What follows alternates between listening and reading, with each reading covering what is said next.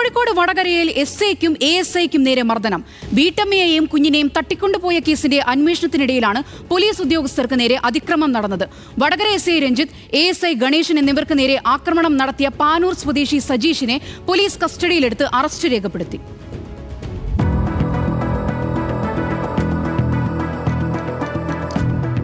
ഇന്നലെ രാവിലെയാണ് ആശുപത്രിയിലേക്ക് പോകാനായി 28-കാരിയായ യുവതിയും കുഞ്ഞും സജീഷ് കുമാറിന്റെ ഓട്ടോയിൽ കയറിയത്.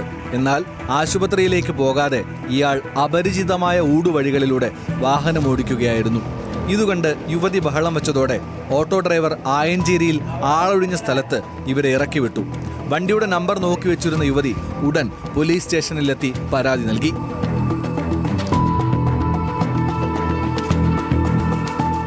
യുവതിയുടെ പരാതിയിൽ വടകര പോലീസ് ഇന്നലെ തന്നെ കേസ് രജിസ്റ്റർ ചെയ്തിരുന്നു.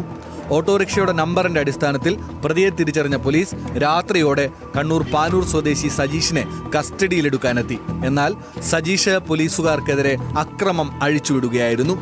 എസ്ഐ MK രഞ്ജിത്തിന്റെ തലയ്ക്കടിക്കാൻ ശ്രമിച്ചു. കണ്ണിനു താഴെ എസ്ഐക്ക് പരിക്കേറ്റു. ASI ഗണേശന്റെ കൈ കടിച്ചു മുറിച്ചു.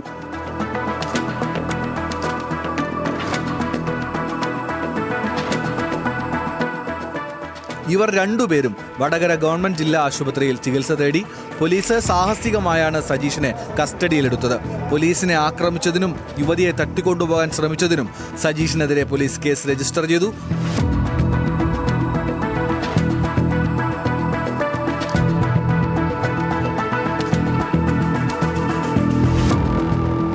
ന്യൂസ് മലയാളം, കോഴിക്കോട്.